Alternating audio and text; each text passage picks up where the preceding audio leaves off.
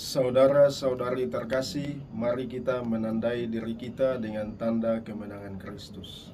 Dalam nama Bapa dan Putra dan Roh Kudus. Amin.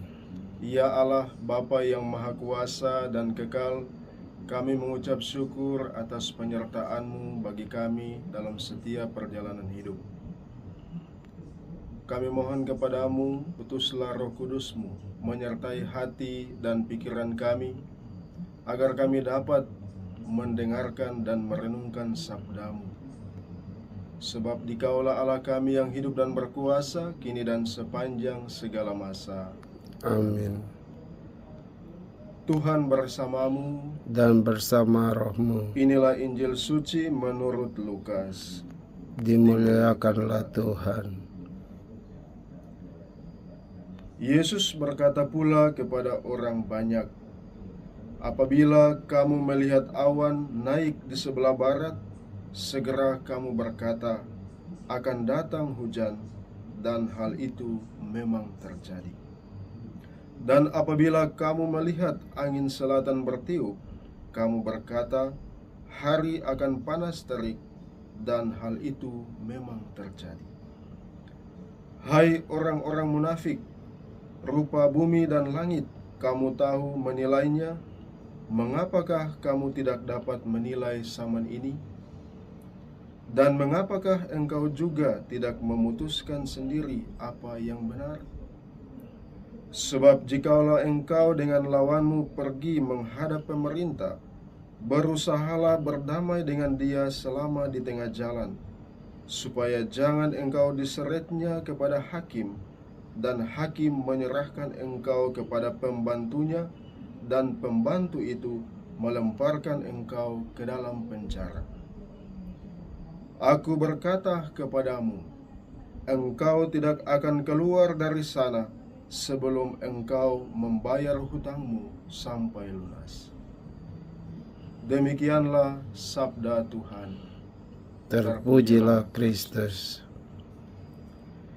Saudara-saudariku yang terkasih dalam Tuhan kita Yesus Kristus, seringkali hidup kita mengalami ketidakmajuan. Bahkan sebaliknya, hidup kita tidak mengalami perkembangan atau monoton biasa saja. Lebih parah lagi kalau hidup kita mengalami kemunduran. Hal itu terjadi karena kita tidak mampu mengambil keputusan-keputusan yang penting dan benar di dalam hidup ini. Oleh karena itu, saudara-saudariku yang terkasih, Tuhan Yesus melalui bacaan Injil pada hari ini menegaskan dan mengajak kita untuk betapa penting memiliki dua prinsip di dalam hidup kita.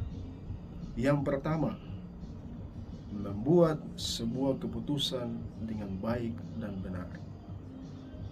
Dan kita hanya bisa membuat keputusan dengan baik dan benar jika yang kedua, kita mampu untuk memahami, melihat, dan menilai tanda-tanda zaman di sekitar kita.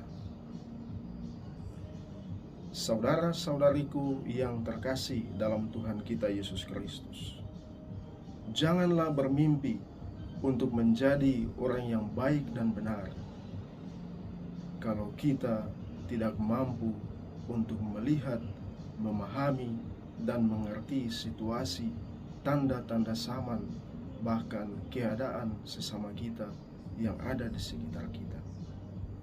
Karena hanya dengan memahami sesama kita dengan benar dan baik, mengerti tanda-tanda, situasi, tempat di mana kita hidup, kita akan mampu untuk mengambil sebuah keputusan dengan baik dan benar, penuh bijaksana. Maka saudara-saudariku yang terkasih, pahamilah situasi, mengertilah tanda-tanda, dan ketahuilah keadaan-keadaan tempat di mana kita tinggal, bahkan situasi orang-orang yang ada di sekitar kita. Karena dengan memahami sesama kita, dengan memahami tempat di mana kita tinggal, itulah yang mencerminkan siapakah diri kita. Tuhan memberkati kita sekalian. Amin. Marilah kita berdoa. Ya Allah Bapa yang Maha Kuasa dan Kekal, kami bersyukur dan berterima kasih kepadamu atas rahmat dan kasih-Mu bagi kami melalui firman-Mu yang telah kami dengarkan dan kami renungkan. Semoga dengan bantuan Roh Kudus-Mu kami mampu untuk menghayati hidup kami berlandaskan pada firman dan juga kata-kata sabda. Demi Kristus Tuhan dan pengantara kami. Amin. Berkat Allah yang Maha Kuasa menyertai saudara-saudari terkasih, Bapa dan Putra dan Roh Kudus. Amin.